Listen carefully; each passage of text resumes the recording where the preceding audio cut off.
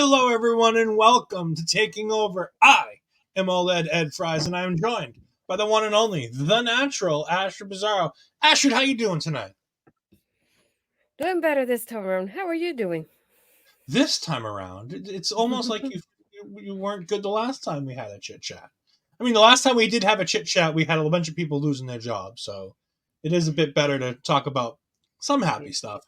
And NXT, man, they decided that they had a couple changes and they were going to go hog wild on this card tonight. And, yeah, they made some choices. Yeah. I don't know if it's a good choice or a bad choice, but they've made some choices for this No Mercy card, haven't they? Let's leave it at that. My friend in the Hot Seat podcast joining us. Thank you, Daphne. We greatly appreciate it. And a happy belated birthday. I know I wished it you on Twitter, but happy birthday to you, my friend. And speaking of happy things, you know, we're going to go ahead and get all the happy stuff out of the way because there is some unhappy stuff to talk about on this show. Yeah. Our favorite friend, our favorite NXT superstar here, Javier Bernal, is now engaged. Big Body Javi has found his big body wife in the wonderful Tatum Paxley. So congratulations to the both of them. I would also say, though, that my favorite picture from the engagement photos that they posted on Twitter was the Javier proposing to Javier one. That sounds a lot like him. Yes, Javi. I greatly appreciate it. Thank you for throwing that in there. That was fantastic. Ash, what did you think of the show tonight? I mean, I don't even know where to start. I feel like it was a roller coaster for me because there were some good parts, and like just some parts I was like, but why? And I just this is what happens to NXT every now and then when they have a go home show. They either knock it out of the park or they have these things in the show that are like, look, we don't know what we're doing, so like here's a 3-minute match. Have fun. Yeah, I don't know how to explain it. I think the roller coaster is the only way I can really explain it. I mean, that's a very apt description for everything that we saw tonight on the show. Just a bit of chaos on this show. It ended with chaos. It ended with stuff. I don't know if we're going to call it chaos. It ended with them trying to display chaos. And the ending of the show makes me roll my eyes so hard. Cold open. We have the NXT, things. The WWE thing starts, and all of a sudden, boom, we've got Butch coming to the ring, and I'm like, all right. I guess we don't have time to waste on this show. After having watched the show, they could have at least played the opening. It would have been nice. Hey, we've got our friend Chris Parrish joining us in the comments. Thank you, my friend. Hope all is well with you this week. Butch versus Joe Coffey. What you got? This was one of those. I don't know how to describe it, to be honest. I don't like, it I've got wasn't one word. bad. Banger. It was a banger. I enjoyed Yeah, I this. was gonna say it wasn't bad. I think it's mostly like the most I can highlight is the part with like Gallus interfering and like the referee kicking them out when they did. It was nice timing there. It's like once they got kicked out, I said Butch wins. So that's the only way I can describe this. But yeah, it wasn't bad. It just like I'm used to like the openers usually being like more fast paced than this. So that's the only thing too. I like when it picks up right away and like it grabs my attention from the get go. Kind of like when I read a book and it has a good beginning. That's what it is. But it wasn't bad. I liked this thing from beginning to end. I thought it told a good story. I mean, I thought Butch was winning the entire time because, well, Noamdar's a heel. I don't think, and it's not like a fun heel that people are going to cheer for. Neither one of them this crowd likes. They hate both of them equally. So it's not like you can really do heel versus heel in this spot because nobody wants to see that match. Nobody wants to see Joe Coffey versus Noamdar. Hell, I don't want to see Noamdar at all anyways. I had to see Metaphor up there disgracing the Toxic Lounge, hopefully for the last time. Hopefully for the last time. No promises. They better not make this damn Metaphor Lounge thing a permanent thing, because what were they doing this week? Do you have any idea what they were trying to do?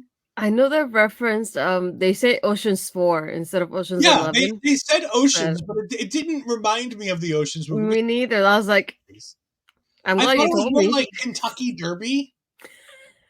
Yes. Like, it reminded me more of like the Kentucky Derby. Yeah. To be I'm glad honest, they told me though. If not, I wouldn't have guessed it. to be honest, I'm surprised they weren't all dressed like Taylor Swift at a Chiefs game. I'll be honest. That one was just for Astrid because Thank I you. know how much of a big fan she is. The fact that I had to point out to her that Taylor Swift was at the Chiefs game this week. Oh, poor Bears. They had to have that game against the Chiefs. Yeah, no, I love this match. I thought it was great from beginning to end. My favorite part wasn't Gallus getting kicked out. It was when Pete Dunne was like sitting on Joe Coffey's hand and he does like the arm pose like Gallus does.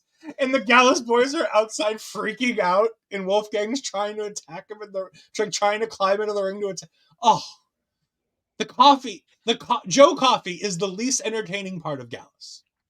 He is by far and away the least entertaining member of this group. Mark Coffey, nobody knows exists, but at least he's semi-entertaining. And then there's Wolfgang. I think Wolfgang needs to be the single star of this group. Put the Coffey boys together and let Wolfgang be the guy. Because Wolfgang was fantastic in this. His actions are great. If I'm not mistaken, too, during commentary, they said these two were the main event of the first NXT like UK takeover, and I was gonna say who? I mean, It was not Butch. Pete Dunne versus Joe Coffey was the first main event I of was the like, takeover. Butch was not that main event. No, Butch was not that main event. I'm just I believe this was because this wasn't the tournament, so I think this is the first UK NXT UK thing after the tournament, right? I think it was, yeah. The first, yeah, I think that is true. It's when Walter comes in, doesn't it? What's that? It's when Walter debuts. Yeah, Walter debuts that Joe after gets kicked out. Like, yeah, Joe tries to insert himself again and gets kicked out. Yeah. Okay, just making sure. And I was like, well, last time I checked, it was not Butch, but good to know. Chris Parrish jumping in saying the only time people are talking about the Bears is when Taylor Swift is there cheering against them. I mean, the Bears are a wonderful team. You know, they're there. Barry Monkey says hello. Hello, Barry Monkey. Thank you for joining us. We greatly appreciate it. We know how late it is for you. Hey, you're going to be happy. There's going to be some Impact talk in a little while. We get Dominic Mysterio backstage, and Dominic's talking about having the night off, and I'm like, oh, Dominic doesn't read Twitter. I mean, well, he honestly, doesn't if I follow was Shawn Dominic, Michaels. I wouldn't read Twitter anyways, because I can only imagine what his mentions look like. No, my favorite part was like, yeah, it's a Saturday night just to spend with mommy and eat chicken nuggets. I was like, oh my god, the chicken nuggets thing again. Well, of course, for those that don't know, the chicken nugget things goes back to, what is it, the WWE The Bump? I think it is, when they were interviewed, and it was Dominic, and it was who's the pickiest eater. And everybody says Dominic because all he eats is chicken nuggets or chicken tenders. Yeah. No, Vince has not bought Impact. But what would you wish that upon Impact? Oh my god, I can't talk. Could you imagine if Vince bought Impact?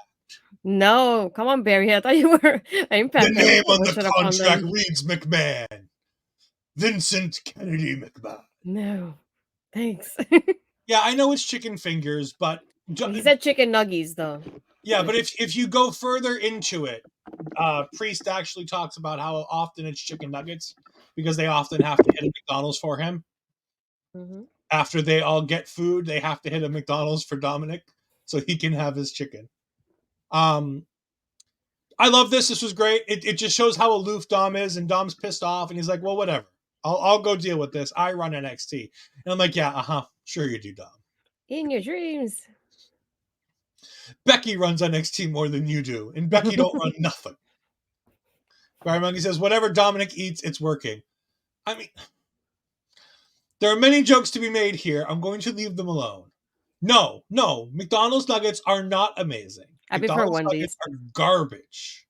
Wendy's nuggets for the win. Yep. It goes Burger King, anything frozen chicken nuggets, McDonald's, and then a light year gap, like the same light year gap between Burger King, because Burger King nuggets aren't even cooked enough. The funny thing, the nuggets in Puerto Rico are better than the nuggets here for Burger King. Completely. Are they? Yeah, completely different. It feels like a different place. You know, in Puerto Rico is opposite. You see Burger King's full, McDonald's is empty, versus here's the opposite. So No, Canada doesn't know anything that they're doing at all, ever. I love the chicken fries. Thank you, Chicken Daphne. fries are good, but the chicken Yeah. fries are not chicken nuggets. They're cooked differently. I wish they were. And they're actually cooked as opposed to chicken nuggets, which are essentially almost raw when you get them from Burger King. All right, this is not a food podcast, although me and Astrid could probably have a really good food podcast. I will not. Speaking of food, we get the family dinner from the D'Angelo family. They're sitting here, they're talking about how we've got, a good chef on tonight to go ahead and get everything going. And then Humberto and Angel Garza appear. And Humberto and Angel are here, and they're like, look, we don't care about your food. We don't care about anything. All we want to do is have a shot at those tag team titles. And like, no, we got a 6-course meal. You're going to be happy about this. Mm-hmm. And I'm like, oh, God, 6 courses. Does that mean I have to have 6 promos between these guys? Oh, God. I was very, very worried when they said 6-course meal. Incredibly worried when I heard that. But it's Tony and Stacks. It'll be fine. No, just because it's Tony and Stacks, it won't be fine. And trust me, there are some portions of this that are awful. Stacks then asks them, oh, no, that's later on. Never mind. We'll get to that. I thought this was the part where they, you know what? We're going to cover all of this now because I don't want to talk about it again. So later on in the show, we go back to the family dinner, and Stacks Stacks asks about the mauled tattoos that they have on their shoulders. And he's like, well, what's up with that? Why did you guys get mauled? He's like, what? Are you disrespecting our grandfather? Dude, none of us know about your grandfather. And if anybody hadn't watched your teen girl vignettes where you talked about how you got your new tattoos, they wouldn't either. I like how they talk about it, and they it's to pay homage to our grandfather. And I'm like, cool. They're explaining it for anybody who didn't watch the vignettes. But again, not a lot of great progress. And then the Creeds come in. Oh boy. Oh, the Creeds. Thank God you like how Julius looks, because otherwise they offered nothing for this entire thing. Oh, all they did is make me roll my eyes. Tony talks about how they have the spicy meatballs for tonight. And we got Brutus, who's all excited for food. And then he asked, hey, is this the place where, the guys didn't make it out after they had their dinner? And Tony's like, no, that's the place down the street. We got rid of that. Don't you worry. We're good. And you can quickly see Angel just peeling the food off of his plate and pushing it onto Julius's. Yeah, just, again, not good. We got our friend Sean Cena coming in saying hello, hello, Sean Cena. We got Parrish saying if Julius was a ginger, would he be an orange Julius? Well, you know what? Not bad, Parrish. Thankfully, this all ends when Bronco Nima and Lucian Price finally show up later on in the night after winning their match. Spoiler alert, they won. With a real shitty team name, which we'll get to when we get to the match. They make fun of Scripps for being short, saying that they're going to need to get him a booster seat. Bronco Nima is the best part of this entire promo in any way, shape, or form the entirety of the time when he starts talking about how they want these tag team titles and how they're not begging for it like everybody else is, going, hey, I want this shot. No, I want this shot. He's like, look, we're either getting the shot or we're going to have a fight. And then Tony calls in the backup. And the backup is like 4 old guys. Like, I'm sorry, these guys are like my age or older. Come on, Tony. You don't have any younger cousins in this? You couldn't get any? Oh, no, wait. You released most of the guys from the Performance Center. I guess we don't have any of those guys to do this anymore. They got a bunch of guys to stand back there, and Bronco's like, oh, I didn't know you rolled that deep. I'm going to sit back down now. And we find out it's a fatal 4-way. Great. At least we have the fatal 4-way, which is shown on this graphic here. The Creed brothers versus Tony and Angelo and Stax versus Angel and Humberto versus OTM. Oh, we'll get to OTM in a bit. Astrid, what are your thoughts on all of these vignettes? I could have done without them, to be honest. I would have put them as a digital exclusive. That would have been so much better. Saved us time during this show tonight. Because, it was not great. I think the parts that, like, made me, like, kind of pay attention ones when they told about Scripps in the booster seat. And he's like, oh, I'll bring you cheese for these rats that we have here. Those are the only 2 lines that, like, made me chuckle a little bit. And just a little bit, you know? But yeah, anytime anybody made any mere mention of something food adjacent, Brutus was talking about it as if he was going to get new food, which I didn't like. It made him feel dumb and stupid, and I really didn't enjoy that. So, it is what it is, right? yeah, it happened. Those vignettes certainly happened. We'll go ahead and talk about this now. I was going to leave this to a little bit later on, but we will talk about this now. Thoughts on the signing of Jade Cargill? Now that it's official. Mm-hmm. Oh, Astrid, why don't you go ahead and give your thoughts before I give my thoughts? I'll let you guys know ahead of time. We're definitely gonna probably disagree most of this, but I'll say great signing. I like that it's been one of those, and somebody pointed it out on Twitter. The last time they had any press like this for a signing was when Ava got signed, and that was in 2020, I believe. So it's nice to see a woman getting this like kind of announcements like, hey, breaking news, and the press release, and then here are the pictures of her here. She's going to the performance center, and here she's training. Like they definitely like they use their social media very well today with Jade across the board, because even on Instagram they kept posting pictures of her. And I like the USA Network account trying to campaign for her to be on Raw. They're like, we're just manifesting this because we don't know where she's going yet. I love the article that they posted about it too, because they mentioned AEW, like her being the longest reigning TBS champion, all that kind of thing. I like that they mentioned it in the background. And my favorite part of the article was not only that, but then they say, we don't know if she's going to NXT Raw or SmackDown. And then she was asked about it too. And she teased it too of like, you're gonna have to tune into every show to see where I show up, because like even she didn't say it. So I like having that because it makes people like tune into the show to see when she's gonna show up. So it's very well done in the marketing aspect too. And I feel like it's nice to see another woman, especially a black woman, be in the center of attention like this. It's like they lost Sasha and Naomi. They only have Bianca, who's off screen right now. So it's nice to see a woman getting highlighted the way she is right now. I love seeing that. It's just nice to see the attention that she got, and not only from people from WWE welcoming her, but people from AEW congratulating her on the signing. So many people saying they're gonna miss her in AEW, but they're very happy for her making the move, and her doing interviews as it is already. And I was like, holy crap, she's busy today. But no, congratulations to Jake, because that was a very well done signing today. Yeah, I'm glad we had a bunch of releases to sign a big, huge marquee talent. Yeah, the timing was Less than a awesome. week later. That's always a great thing. Um, uh, yeah, I mean, I would have kept Mustafa Ali and Dolph Ziggler and Emma and Riddick Moss as opposed to having Jade Cargill. Because say what you want about Emma, at least she can wrestle. I mean, it's wrestling. I mean, at least she can do the wrestle. Parrish in here saying Jade is considered a major signing for WWE as the company believes she's a star in the making. I too believe that Jade Cargill is going to be a star in the making. Because hell or high water, they're going to make her a star. It's not whether or not she's going to be good or not. It's going to be they're going to make her a star, whether we like it or not.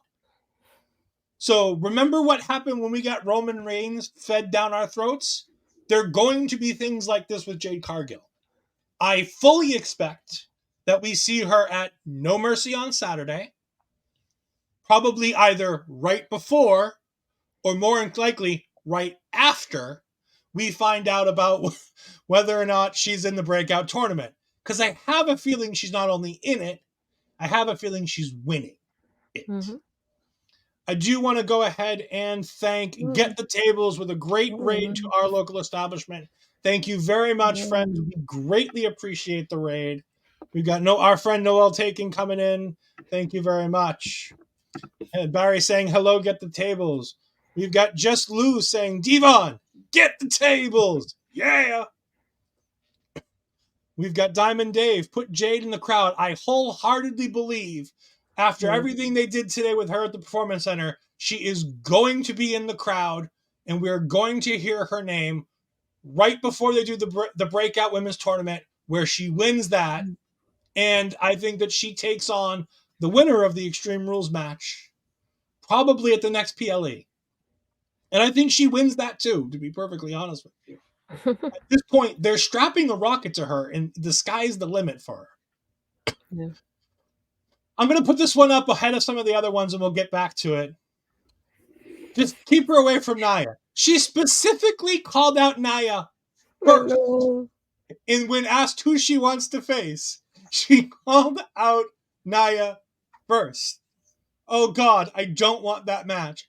I don't know which match I don't want more. Lash Legend versus Jade Cargill or Jade Cargill versus Nia Jax. Here's my theory. What I wish they would do, I don't think they're going to do it, because like I said, I've just broken down that I think she's headed to NXT, and I have a feeling that she's winning the breakout tournament. I'd put her directly on SmackDown. I'd have her out there every week on SmackDown, because on that brand, you have Bayley, you have Charlotte, you have Bianca, you have there was one more I mentioned earlier today on Twitter. Charlotte, Bayley, Bianca, Is it not Dakota, even? and Dakota Kai. Mm-hmm. Those four can absolutely help her improve. Depending on how big the language gap would be, you also have Asuka and Io Sky. Those are 6 incredibly talented wrestlers that you can have her go up against. Even if she takes an L to a few of them, you can put her out there on TV with these people. And don't tell me Bianca versus Jade would not be a match to sell a TV show or a premium live event on. Because I guarantee you, if you put that out there first and foremost, you're going to get some publicity. Yeah, definitely her and Bianca and her and Charlotte. I can't wait for that. We've got Get the Table saying, how about that ending to NXT? Yeah. God, I hate when they sometimes break walls because it really shows how small that arena is. But I did think that was funny. Noel saying, get ready to be mad. Yeah. I was really hoping I didn't have to talk about her every Tuesday, and I have a bad feeling I'm going to be talking about her every Tuesday. We got Noel Taken saying, get ready for the real Jade era, and I don't mean Cora. Yeah, I think Cora's getting a name change real fast. By the time we see her on television again, she will not be Cora Jade. Probably just Cora, to be honest. I don't even think she'll be Cora. I think she's going to get completely repackaged at this point. She could be the new Omos. She could be the new Omos. We've got Blasphemous saying Jade should win the Rumble. That wouldn't be a bad idea either. I wouldn't be against that. She could be Coral. Coral, yes. Oh. Any Walking Dead fans just rolled their eyes now and laughed. Coral. All kinds of things. Again, thank you so much to everybody coming over from the raid from Get the Tables. We greatly appreciate it. All of your, watch party needs, definitely go ahead and check out Get the Tables. Whether it be Raw, whether it be SmackDown, whether it be NXT, Impact. No, I don't think you guys do an Impact, but I know you do an AEW one. Definitely make sure that you're checking out our friends at Get the Tables. They are the premier kings of all things watch along, so definitely go ahead and check them out. They will definitely be live for No Mercy. I'm sure either Tony or Dave can go ahead and correct me on that if I'm wrong. Justice for Dom. We'll get to Justice for Dom in a little while, because I think Dom's getting his just desserts. So, we then get Joe Gacy versus Trick Williams. And I was really excited for this match. And then it was a squash. Yeah, not even an extended squash. No, not extended. No, not even that. I thought it was that at least. I was like, whoa, what happened, Gacy? Yeah, they just jobbed out Joe Gacy. They're like, look, your family's falling apart. We don't know what we're doing with you. Job time. I was surprised of all people, because knowing it's him, I was not expecting that. Like, at least I thought it extended squash, to be honest. But then that happened. I was like, it makes sense for what we see going forward. Yeah. But at the time, it's just shocking. No yeah. I do like that they have Kelly Kincaid out there afterwards, and she starts asking about Mello, which of course gets him irritated. And he's like, no, we're not talking about another guy. We're talking about me. And he says, but you know what? I'll answer the question. Everyone knows Ilja hits hard. Nobody knows that more than me. And I'd be a fool to bet against him. But that him is the HIM Carmelo Hayes. I love how he did that. Clever. Mm-hmm. Very clever. Trick is fantastic on the microphone. He then says, speaking of Mello, he has a title. I think it's time I get one too. And he goes ahead and leaves the ring. And of course, that sets the stage that we get him backstage seeing Shawn Michaels. And later on in a backstage promo where Axiom and Tyler Bate are backstage talking about which one of them is going to take the fall tonight in the triple threat match, we find out it's going to be a fatal four-way. I'm sorry. Did anybody think Dragon Lee wasn't winning that when it was a triple threat match? Yeah. We got Chris Best jumping in. Good evening, everyone. Tonight's cards seemed really stacked to me. Yeah, on paper, there was nothing, and then all of a sudden there was everything. Because everything changed 30 minutes before the show at 7:30 when Shawn Michaels announced the triple threat match. Because until then, the only matches that were really intriguing, because originally it was Danny Palmer versus Thea Hale, Gigi versus Blair, the strap match, and Trick versus Joe Gacy. And I'm like, okay, a couple of those are going to be good. Mm-hmm. And then we got the squash match, and I'm like, ooh. But we got the triple threat added right before the show started. And I'm like, okay, there's your main event. There's something to really sink your teeth into. Mm-hmm. And then they went ahead and made it a fatal four-way, and I'm like, okay, now it's not just, oh, good, we have a 20-minute match for Dragon Lee to win. Because after that match on Raw, it was going to be either Dragon Lee or somebody who gets added. Yeah. We got Just Lou jumping in saying, Trick going to be pushed soon, thanks to that theme. That theme is a banger, and this crowd is all in for Trick Williams. There's only a few of them in that arena, but that Whoop That Trick is very loud and very obvious. Yeah.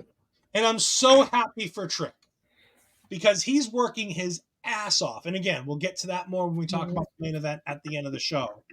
But fantastic news that this crowd is behind him, because it's absolutely fantastic. Before we go any further in talking about this show, I do want to go ahead and let people know that we are going to be having a preview and a post show. In our preview show, we're going to be joined by Caden. Ashton's friend Caden is going to be joining us to go ahead and talk about all things No Mercy and to give our predictions for what we think is going to happen this Saturday night at No Mercy. This show will be taking place directly after SmackDown Friday night. The three of us will be on here on Twitch, going ahead and talking about all things No Mercy as we get ahead for a banger of a show that's coming up on Saturday. I am super excited. There's only one bad match on this entire card, and I bet we can all guess which match that's going to be. Uh-oh. I'll have a hint. It has Braun Breaker in it.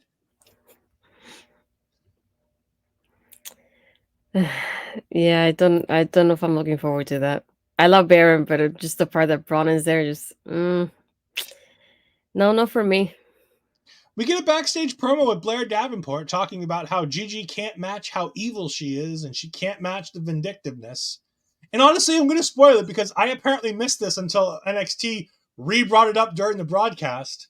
Apparently, Blair Davenport attacks Gigi Dolan backstage somewhere after this segment. I don't know where. I can't find out where. I've seen it online now, and I'm like, how did I miss this? I have it after the Hank and Tank Lucian and Bronco match. Okay. More or less. Either way, that match is now no longer happening this week, and I'm going to probably guarantee that we see it next week. Probably, yeah. I really wish they'd have the match so we can stop talking about the match, because I still don't want to see this match. I had a feeling. I'm all for women's matches, but this feud does nothing for me. Do you even want to see this match? It was like okay for me. I feel like I've been liking how Gigi has been doing lately, especially because she's hasn't had to slow down for other people. And I feel like with Blair, she would have had the same thing. But it just like it makes me feel like just Blair's gonna win it. But then I'm like, Too soon. Too soon, Parrish. Yeah. It's not Dana Brooke. We got Dar Amazing saying hello. Hello, what's up, Dar Amazing? Yeah, See, the screen was black during the attack. You only heard it. I didn't even know that the segment happened. Yeah. Like, all of a sudden, Vic was like, Gigi got attacked. And I'm like, when did Gigi get attacked? I was utterly confused. Astrid was laughing her ass off when I told her that I had no idea that had happened. I said, well, you didn't miss much. It was a black screen. We get Baron Corbin coming out for his match with Josh Briggs. But first, we get Chase Yu coming out backstage. And they're talking about Thea Hale and about how we haven't talked to her yet. And how Duke's like, no, I got a thumbs up the other day. It's good. We're on our road to getting better. And I'm like, oh, God, this can't be good. And then we see JC Jane. And JC Jane comes up and they go, have you seen Thea? She's like, well, of course I have. I've been talking to her every day. By the way, here she is. Thea, come in here. Thea is again clad in mostly all leather. A skirt, basically two pieces of leather fabric tied together with strings for her skirt. And a top that is the least flattering top that can ever be found for this poor girl. I'm sorry. The top did nothing for her. It takes away from her top more than it accentuates anything. I don't get why this is the new look, but fine. Duke Hudson apparently really likes it as he says, holy shit. And Andre gets ready to, rant about it, and he takes his time and he goes, glad you said it. Mama Fry said it. My mother said that she thinks that the top pulls everything in and down more than it accentuates. And I'm like, well, if that's the case, she needs a push-up bra to go with it, because it's not appealing to have just I can't come off sounding and not sound crude when I say this, but Yes, she's a grown-up, damn it. She needs to be able to wear clothes that make her look good. I'm sorry. That's why people wear clothes. Astrid, isn't that why girls get dressed up so they can look good? I'm waiting for you to tell me I'm wrong, so I can make a meme out of it. Tell me I'm wrong. 37 Thanks. minutes, 45 seconds. I mean, it's fine. It'll go fine. Mm-hmm. I like how Andre takes the high road. It's like, no, you look great. Very happy for you. No, I love it. First he's covering up. He's like, he's looking at his little sister, his child. No, I love that part. But I mean, Andre did this. Like, this whole segment is done really well. Like, the top Yeah. aside, this whole segment is done really well. We're seeing a pit between Andre, Chase, and Duke versus JC and Thea, and we're going to see this little back and forth between them for the attentions of Thea to try to get her on their path. I like that. That's a fun storyline. And again, even if she hadn't had her match tonight, they did a really good job of portraying her and giving us more storyline development without needing to take a ton of time and without needing to do anything. Other people's women's divisions need to learn from this. Sometimes all you need is a 2-minute backstage vignette to continue setting up storyline development between your characters. I mean, it helps that NXT has multiple women matches on most shows. Yeah. No Mercy aside, where they only have one. Mm-hmm. On most of their shows, they have multiple. And honestly, No Mercy is a premium live event with 6 total matches.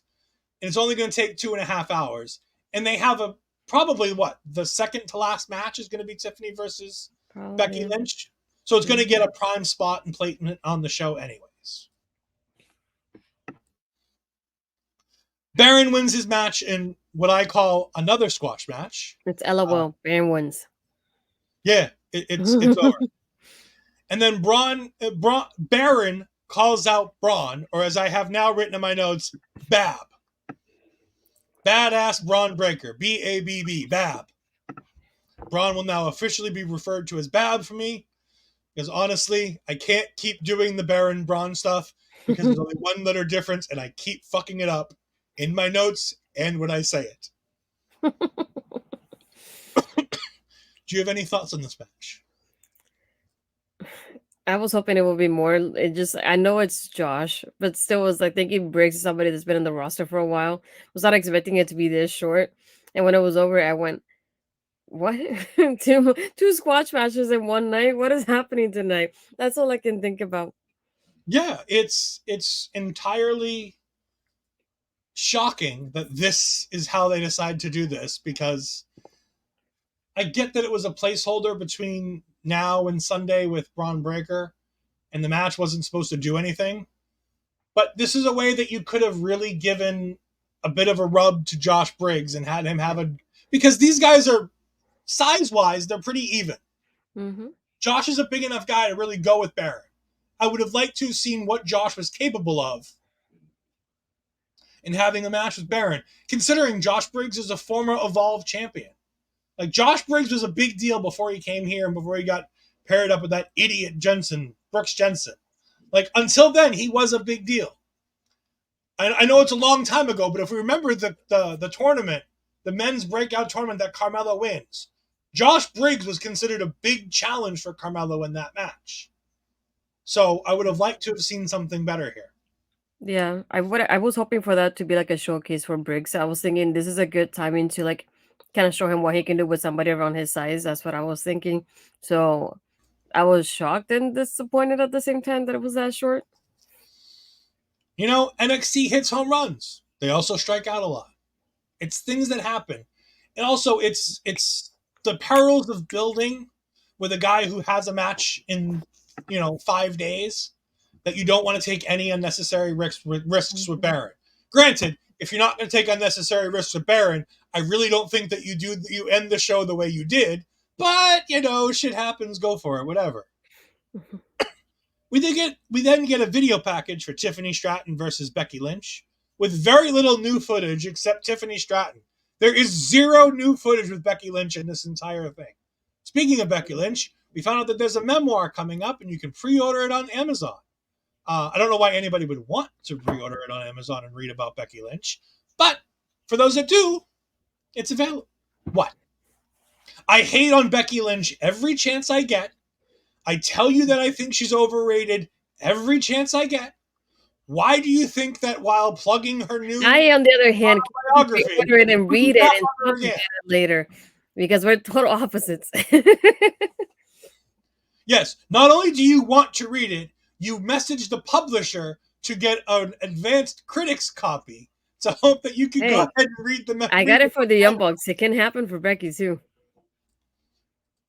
I'm just saying, why are we surprised that Ed was hating on the fact that she has a memoir? By the way, what has she done to earn a memoir?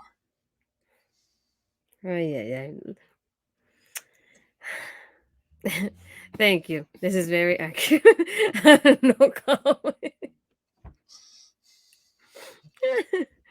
Noel has been our new favorite viewer from these Get the Table raids. I greatly appreciate it every time you come in. No, Thank you. she didn't Thank you. become the man. They gave her a catchphrase after she got her nose broken by accident. So, She is vastly overrated. Vastly overrated. Anyways, talking about something that we can, speaking of people that are vastly overrated, we got Hank Tank. Sorry, hold on, we got one more. Main Event Mania, become the most popular women's organic star in the last 15 years. I mean, sure, but that's only because people refuse to acknowledge how great Charlotte Flair is and just want to hey, hate on her. when she turned, they thought she was gonna. People were gonna boo her, but people were cheering on her because that was actually happening. And just because she's real Irish doesn't mean you have to. That is very Oh, accurate. Can we frame this comment? Thanks. no, let's not frame this comment. Yeah. Although Noel Taken does agree with the fact that she became the main evented Mania and became the most popular women's organic star in the last.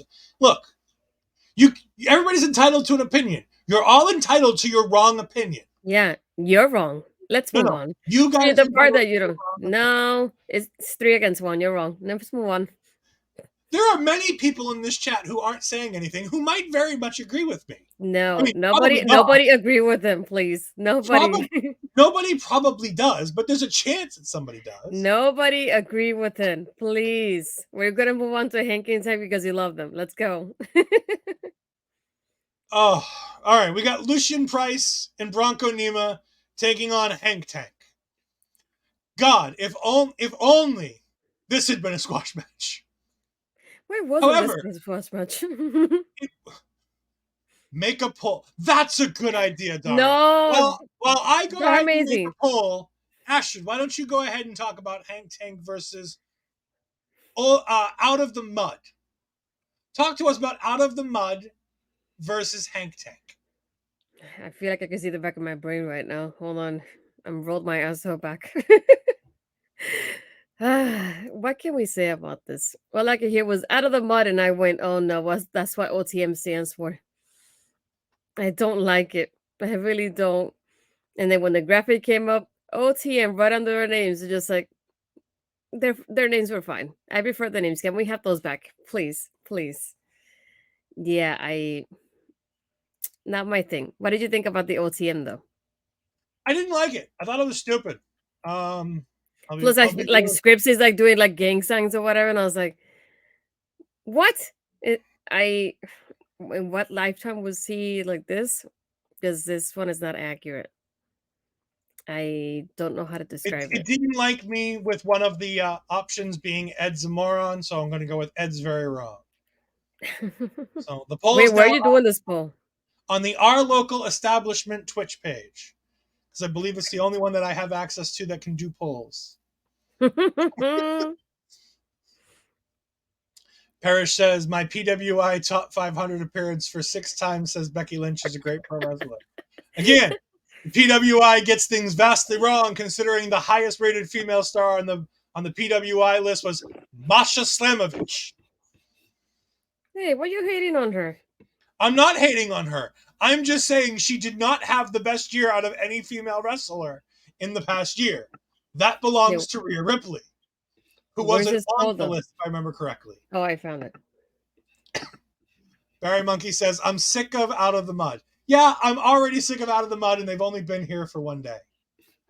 Parrish says, also, Becky is the Alundra Blaze of her era. Well, I mean, if they'd let her fight her, she would fight she'd fight Alundra Blaze too, because she just likes fighting people who are old and, trailblazers and all that crap that Becky Lynch spouts about, which is what Tiffany was right about last week. How long is this Tiffany talked about it. If Tiffany hadn't said anything about Becky Lynch, she'd have been back running around the retirement homes trying to find another Hall of Famer to wrestle against. I mean, Tiffany's right. Y'all just gotta accept it. You can put your TV time graphic now. That's the only chance I'll give you. No, it's fine. We're not gonna do TV time tonight. We'll do TV time on Saturday. Masha Slamovich is the best women's wrestler in the best women's. Oh gosh, Barry, you're gonna get him started. No, don't. Let's move on. Let's move on. We're moving on to the next part. What is the next part? Oh, I opened the wrong thing. Next part. Williams comes into Tyler Bate. No, Dijak and Eddy. I want to go back to the match. Yeah. Giving a cap.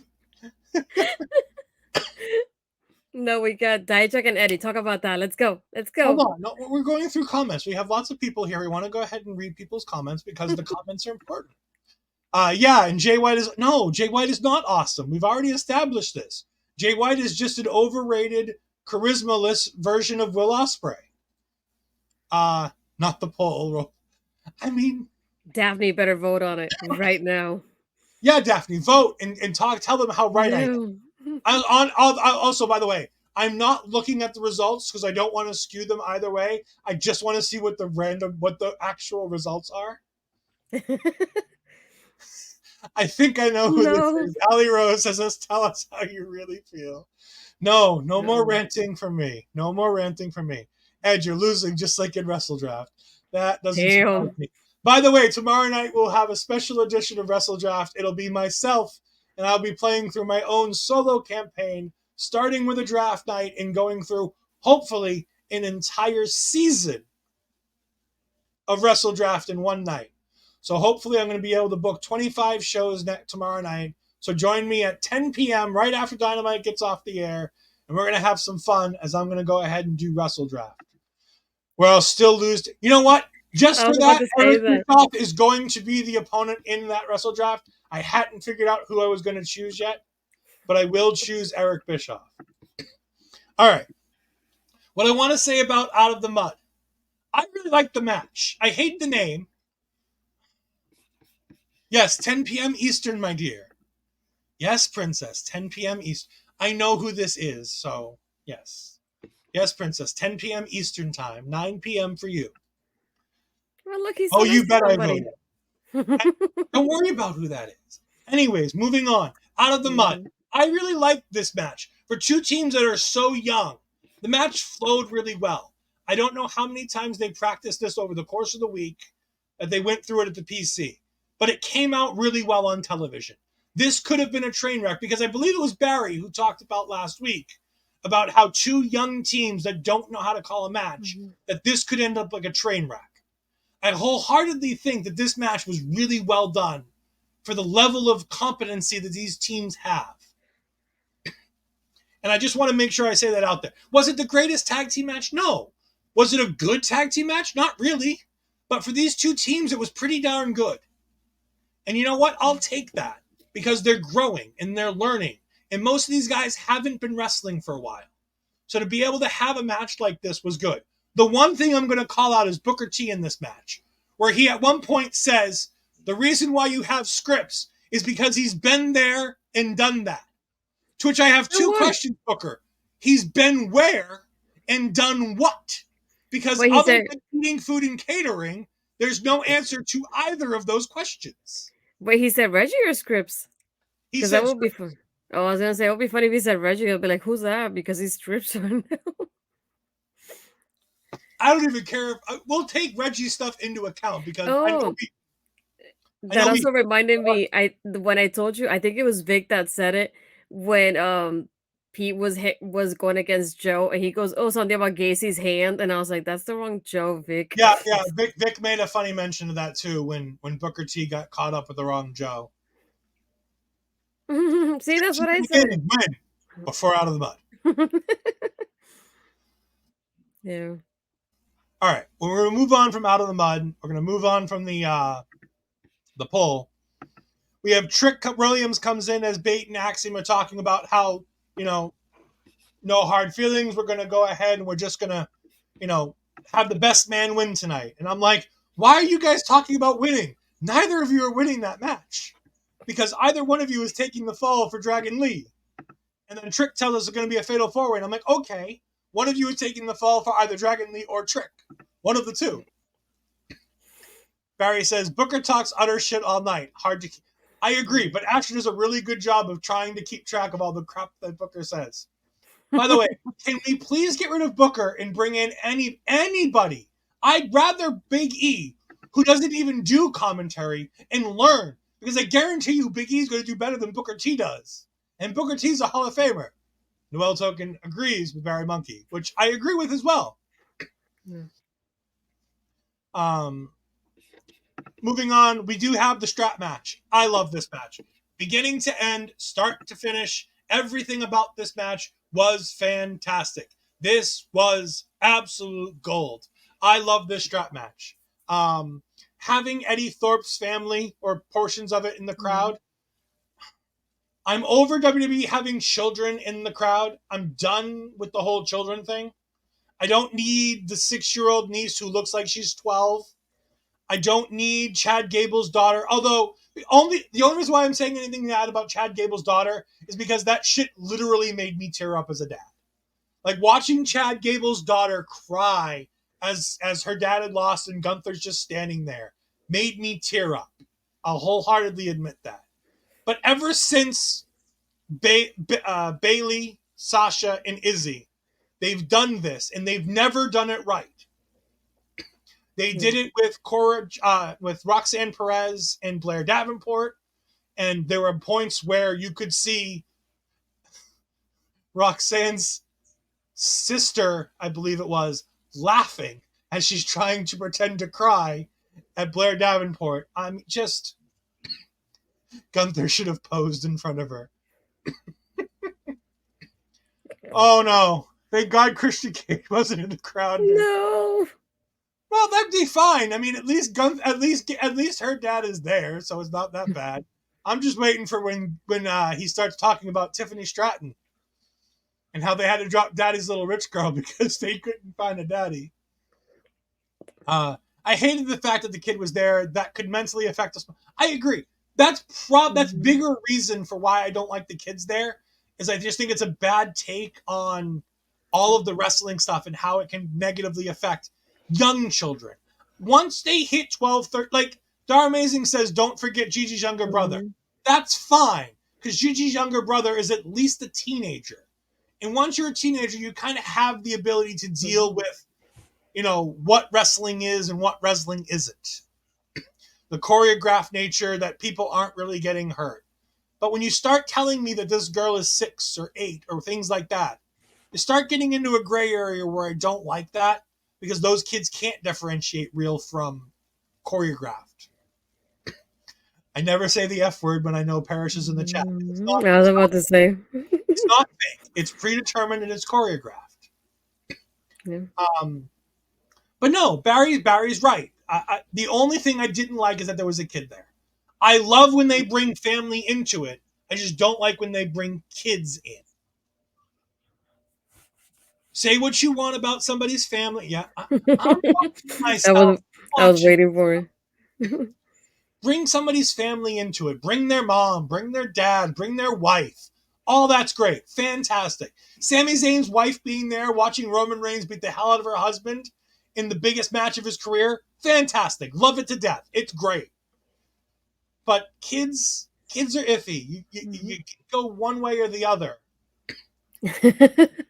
NXT, the one thing I miss about Full Sail, and it relates to grandmas.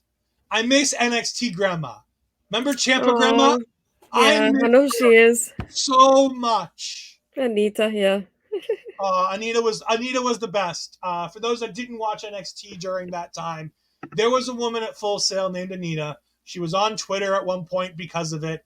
She was right up in Ciampa's face right after he came back after winning the title, and he had the no music, and the music was just people yelling at Ciampa. And he stood in front of her with the championship and just stood in her face, and she's just in his face, yelling, screaming, pointing, and he's just smiling. Oh, I love NXT Grandma. I miss her to death. I really hope she's okay. I haven't checked up on Anita's Twitter. I hope she's okay. Because I do miss her. I know she doesn't go to these shows. I know she went to Full Sail. Mm-hmm. When do we get tag stunt grannies? Oh gosh. Like Gunther said, you're a bad parent if you bring your kid in to watch you lose.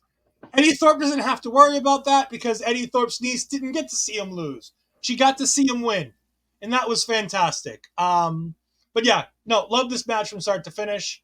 Obviously, she's not in the chat right now. Maybe she's watching and just not saying anything. But Mel, you got to go back and watch this match. Your man performed fantastically. By the way, big up to Dijak. Dijak was a killer heel in this match. The crowd work with the family as he's right there whipping him with the strap right in front of the family and just looking at his mom the entire time, laughing at his dad as his dad's there. Just fantastic stuff from Dijak in this match. The crowd is behind Eddy. Again, we're building some of these young stars. We're building some of these new baby faces. I love it. We got Trick Williams, the crowd's behind. In this match, the crowd was really behind Eddy Thorpe. I don't know if that's because they like to hate Dijak or because they like Eddy. Either way, it's working. After the match, we get Dijak going ahead and tying up Eddy Thorpe in the ropes and going ahead and beating him with the strap. So this doesn't seem to be the end, and I'm fine with that. How do you want them to end this feud? I feel like it's tough because if this wouldn't have been, if this would have been a regular match, then I could see them kind of adding a strap match to end it. But now that they have done the strap match now, I feel like it'll be weird to end it because they can't do a weapons wall because that was done recently. They can't do a last man standing, and they're doing that with Rollins and Nakamura. It was like you're gonna have to find something they haven't done in a bit to use for this. So that I feel like that one's gonna be complicated in that sense. But I don't know, maybe some kind of extreme rules type of match. But again, it's like they're doing that with Becky and Tiffany. And I don't see them repeating that either. So that's the only part that I don't know what stipulation they could use moving forward. But it's gonna be one of those matches that they're gonna be able to do anything, everything to each other, like they did kind of tonight a little bit, just to give it more time. Because that's one thing I liked about it was like those moments of like Dijak is like, "This is for you, kiddo," and then he's like hitting Eddy as hard as he could. And it's like that aspect of like it makes you think for a little bit and it makes you believe like, oh, Eddy's gonna lose because he's in front of his family. He's it doesn't help in that aspect either, but it's nice to see him getting the win here. Even Dijak, doing the finisher to him at the end after he won anyway. But it just like you said, it shows that it's not over. But I don't know. Yeah, that's a good one, Parrish. A Xiangxia match maybe. I feel like they need something bigger than what they had tonight. I've got an idea. It's never been done in NXT before. What about Hell in a Cell? Yeah. I know it's a small arena, but what about Hell in a Cell? I think you can get away with it. Even if you bring them to an empty arena to do Hell in the Cell and you watch it via like TV or something, or it happens at a PLE where you have a bigger arena, I'd be down for a Hell in the Cell in NXT. This was the third only strap match in NXT. I was thinking The about other the two pipe both involved Dexter Lumis, by the way. It was Hey, Dexter Mason. Lumis versus Roddy Strong at Great American Bash. And there was Dexter Lumis versus Cameron Grimes Sure. at War Games 2020. Mm-hmm. The fight pit's another idea. I could see it I being the thought fight. about that. Mm-hmm. And again, I wouldn't be upset with a fight pit. It's Yeah. been a while since we've had one. I could be down for another one. Yeah, I just think it has to be something that they haven't done recently because they're not going to repeat something that just happened. So, Thea Hale debuts her new ring gear and ring music. And Astrid, you have some thoughts on this new ring music? I am Barry's probably going to understand me on this one too. the moment I heard it, all I can think about was, isn't this Jody Threats music in Impact right now? And I had to look up one of her recent matches they uploaded on YouTube, and I was like, yep. And then I looked up on Twitter, and I was like, I saw two, maybe three other people saying, I was like, okay, I'm not alone. It definitely sounds just like it. So Barry, tell me if you realized it or not, because that would be fun if you did too. But it definitely sounds like Jody's theme music, which is I thought was surprising. Yeah, it's interesting that WWE would go with using somebody else's theme music. So my guess is that Not copyright music kind of thing, maybe. it's exactly that it's something that's not Like, copyrighted that they yeah. can just get away with using once or twice. I have a feeling with the backlash we're hearing tonight that we're probably not going to hear it again, and that by the time we see her next, she'll have more new theme music. Mm-hmm. Her saying Jody once offered me money for my dinosaurs shirt. I mean, Dinosaurs is a great TV show, not the mama. Speaking of There it not is. the mama, Thea Hale versus Dani Palmer. It was an okay match. It wasn't the worst. Barry Monkey saying, "Yeah, I thought I recognized it. Now that you say it, it is." I started banging to it, and I was like, wait, somebody bangs with the ponytail like that. And I was like, oh, it's Jody. I was like, wait, that's interesting. But it was like the match wasn't bad. I like the fact that we get Thea changing from the Chase U theme song to this one, because that JC came out to the Chase U theme song, and then it was changed to this one, having the darker gear, and then the different gear. The pieces are not exactly the same. Wearing black as well. But yeah, it was like I feel like her and Dani did really well on this one. They really helped each other. And no surprise, we get the winning with a Kimura lock. But yeah, just like this Still is, looks like shit. yeah. But I definitely think it was a good showcase for Dani. I think she was able to show off a little bit more than Dia did tonight, but it was not bad. I mean, they have to show off Dani Palmer. They announced tonight that she is confirmed for the women's breakout tournament, which starts. I understand that's her one move. If it's going to be her one move, she needs to make it better. Gigi used to use a Yeah, sweet theme inspired in WWE instrumentals. So her WWE, and Core, I think, when they were a team, was it? If I'm not mistaken, when they first started. So and Noelle agrees that if she's going to make it her one move, she needs to make it a little bit better. Section of the crowd was trying to start "This is awesome" chant. No, I think that's the Chase U section. mm-hmm. It was apparently one of Gigi's solo themes. It apparently wasn't the tag team theme Mm. for 'Cause the I know they top. used it for a little bit together too. Like I said, it was a good match. I'm not thrilled to see Dani Palmer. I'm never thrilled to see Dani Palmer. Hopefully she'll Yeah. grow on me, but You get more from her now. yeah, great. Woo! Anyways, we then see Chase U section alumni, the teacher, Andre Chase, and Duke Hudson, the MVP. I don't hate her. I just don't want to He has see a her on the list. He screen. has a There's list. a difference. Um, we see Duke and Andre in the Eagles Nest watching over the match, and as JC is hugging Thea, JC looks up at them and blows them a kiss. I love the idea of this little tug and pull, tug of war, I guess is what I was trying to say, between Andre Chase and JC Jane with Thea Hale on it. At the end of the day, I think she comes to her senses and comes back to chase you.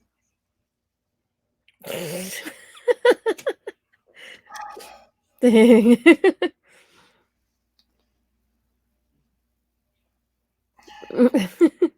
And we're gonna have Lash Legend a couple of spots, not just one, a few of them.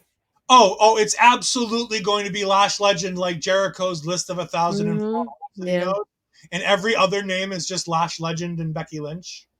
Yep, that sounds very accurate. All right, we have poll results. You know what, Astrid? While you won the poll that Becky Lynch is apparently not overrated, and that I'm very wrong, 78% of our audience, 7 people who voted, said that. However, 2 smart people, said that I was correct. You and who else? I did not vote on it. It was 2 other people who are not me.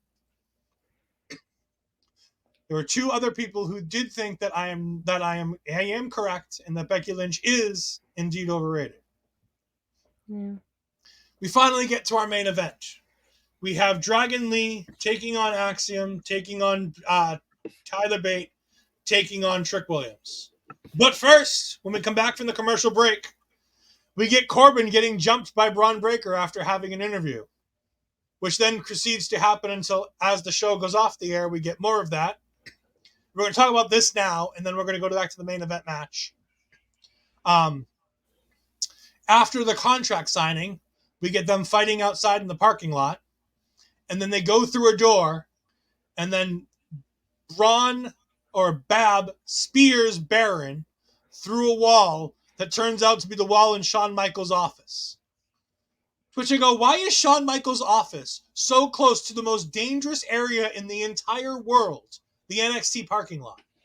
Because as we've proven, there is no place more dangerous than the NXT parking lot. No. It's a CO conspiracy. That's what it is.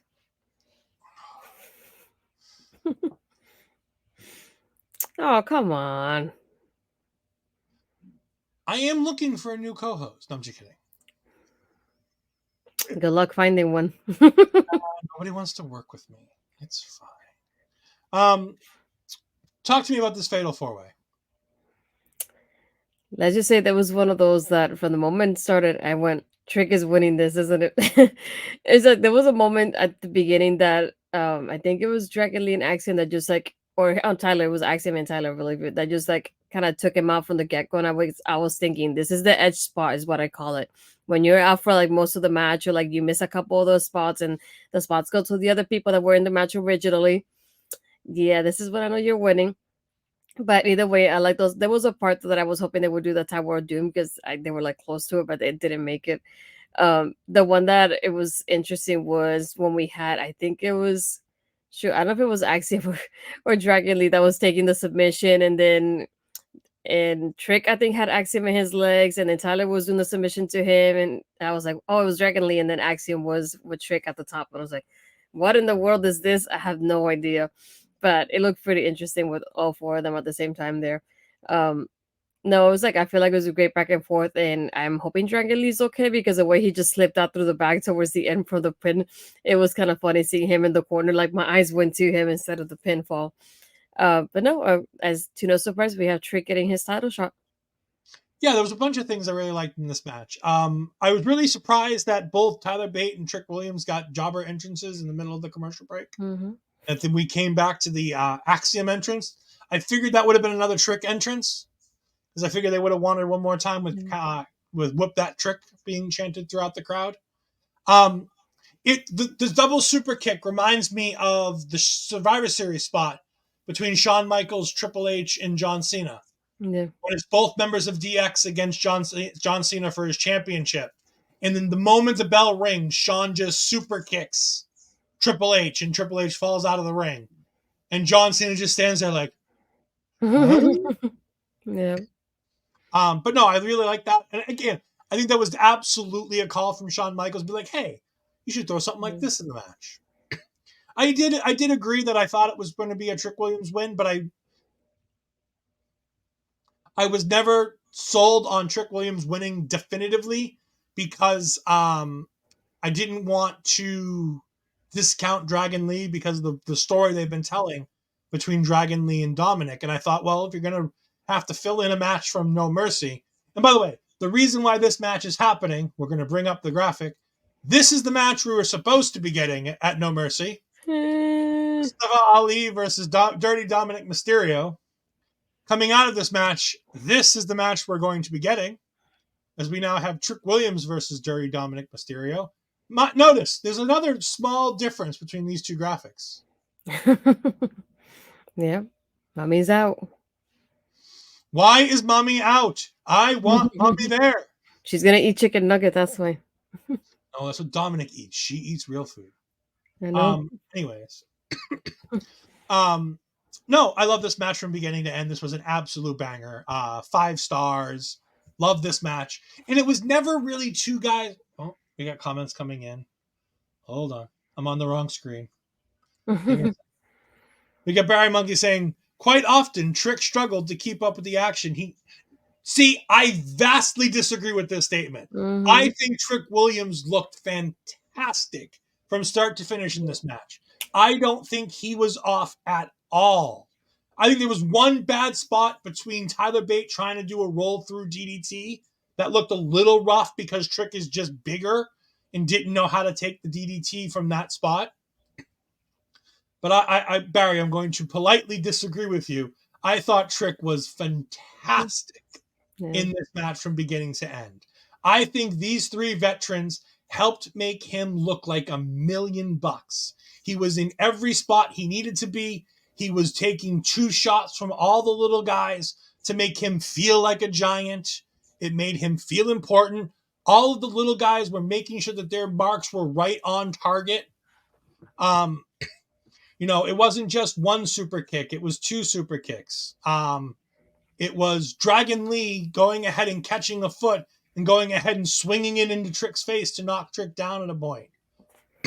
These guys were constantly moving and they were constantly doing different spots. There was no real time where there was only 2 guys involved. It always seems like it was 2 guys plus another guy trying to come in and make a spot. We got Parrish saying Barry's comments just made that. No, bad Parrish. We got Noel saying, I agree. And also, it's hard to keep up with Axiom and I agree that it's hard to keep up with Axiom and Dragon Lee. I will admit to that. These guys move at a speed that's unrealistic for most people to keep up with. I don't think that Trick looked bad in this match. I don't think he brought it down.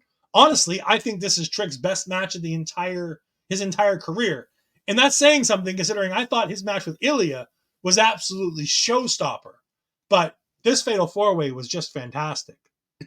Trick does get the win when Tyler Bate hits him in the back of the head and knocks him out, and he falls right on top of Axiom for the 1, 2, 3. Absolutely fantastic. Loved this match. Thought it was $1,000,000. I really enjoyed it.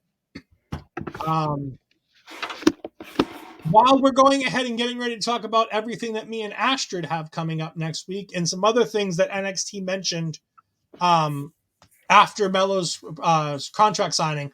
But first, we're going to go ahead and play the calendar while I get something going. So here, see what else is going on here at our local establishment.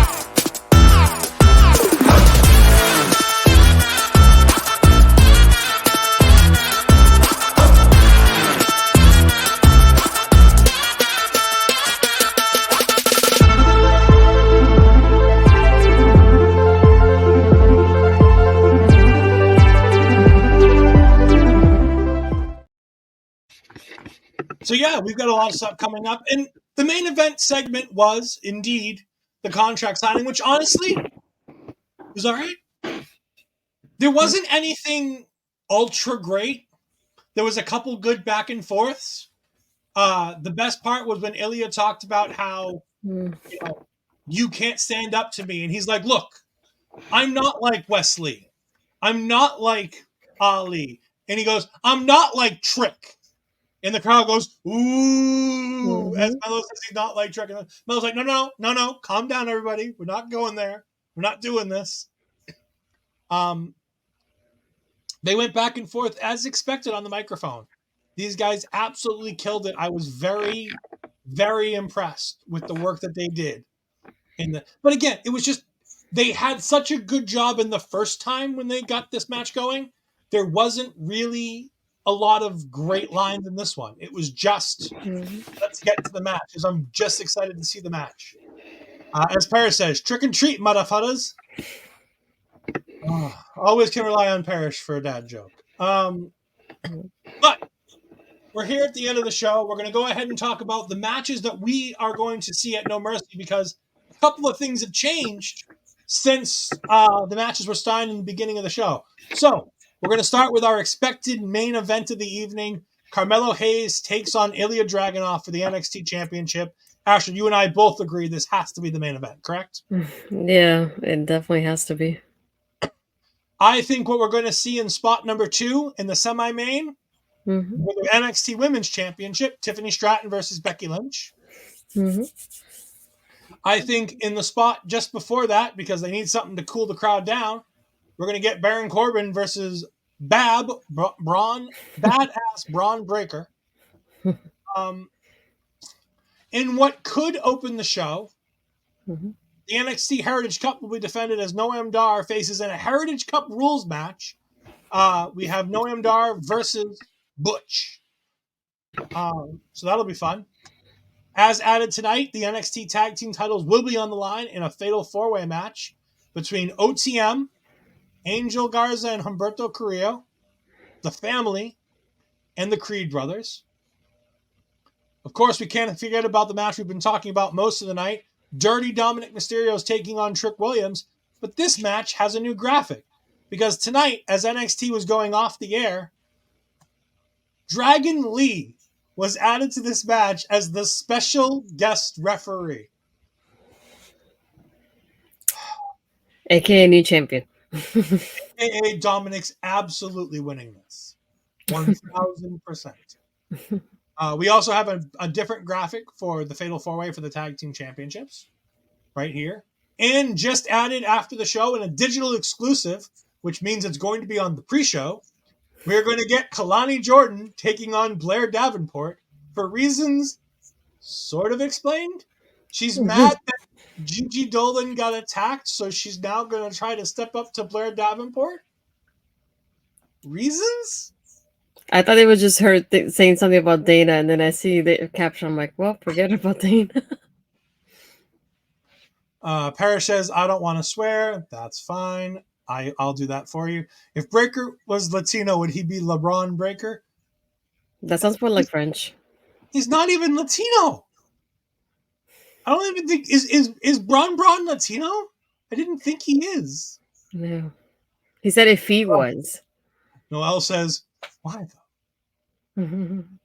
All right, Parrish, I'll put the logo back. I'm on the wrong screen. I can't put the logo up on the chat. Hold on. There's the logo. Oh, I also don't have the overlay. This is the problem with having all these pictures as overlays. I just can't do it. Oh. But the show's coming to an end. We're almost done. But again, remember that you can find Astrid and I multiple times this weekend. But if you want to go ahead and find out where you can find Astrid this week, Astrid, where can we find you? Nothing else this week aside from that stuff. I'm kidding. No, like you mentioned, Friday after SmackDown, we'll do the preview with Kaden. And then, me doing my booking skills here. We got a special guest for our post show for No Mercy, too. Graphic pending, I suppose. For that I can only make so many graphics. That's what I say, graphic pending. We'll probably have it on Friday. I'll have one for you by the end of the night. But no, after that, you can find me on social media, X and Blue Sky as Astrid Pizarro, Instagram is Astrid, and Threads Astrid Pizarro 20. And I think that's about it for me right now. It's an empty schedule. Yeah, Barry Monkey says about 14 referees in that car park at the end, and why the hell do they need Dragon Lee? Because they all got taken down during that. Yeah. You can find me on the X at EdFries12584. You can find me on Twitch with all my gaming content at EdFries2002. I just got access to a copy of the Marvel Season Pass for this month for my streaming account. So I'm going to go ahead and probably stream that sometime this week, whether it be Thursday, whether it be Sunday. I'll go ahead and do that. You can find me tomorrow night. You can find me going ahead and doing my own solo wrestle draft. Right now, Wrestle Draft's taking a bit of a hiatus. We got some things that have come up. We're going to go ahead and deal with those issues. Everything's going to be great. But we're going to go ahead and do a solo Wrestle Draft where I'm going to play an entire season, hopefully, of Wrestle Draft, where I go ahead one-on-one against that bastard Eric Bischoff, one-on-one in Wrestle Draft. So we're going to go ahead and do a draft all the way through Season 1 tomorrow night on Wrestle Draft, starting right after AEW Dynamite. On Friday, as Astrid says, we have Caden on for the preview show, Mark for the post show right after No Mercy gets off the air. And then my busy week doesn't stop because Sunday, I will be joining the brunch buster, Bobby Munson, as we go ahead and talk about all the great topics of the week, as me and Bobby are going to be doing Busting Out this Sunday. So make sure you go ahead and join me for that. It has been a fantastic show. Remember, I'm going to need the extra energy, so make sure you go ahead and scan that QR code just below Ash that she's pointing to go ahead and get yourself some Rogue Energy. Rogue Energy is a fantastic sugar-free alternative to your favorite energy drinks. If you want it in cans, they've got it. And they've even got a deal this week on cans. So definitely go ahead and check them out. They got a flash sale on those cans this week. I just got the notification this morning in my email. But if you prefer your energy drinks a little bit more of a powdered shake method, go ahead. They got all kinds of flavors. My favorite flavor, it's got to be the sour watermelon. Absolutely that sour watermelon. Fantastic. Love it to death. It's what gets me going every morning, and it's going to definitely keep me going on this long weekend that I've got going on. But remember, you can also catch our local establishment on all of the great social media places listed below. We want to thank you all for joining us. We are going to go ahead and raid on his birthday. Oh, we're going to cancel that. Sorry, Parrish. I'm going to go ahead and cancel somebody else. We are going to go ahead and raid our good friend Mike the Ref, as it is his birthday. And I thought that would be a great idea. He is still streaming, right? Yeah, I see him. Mike the Ref. The boss is live. We are going to go ahead and set our raid to Mike the Ref in a couple seconds. So thank you all for joining us. We'll see you next time. Goodbye. No, get on the right screen. Buttons. Too many buttons. Everyone is watching me when I'm coming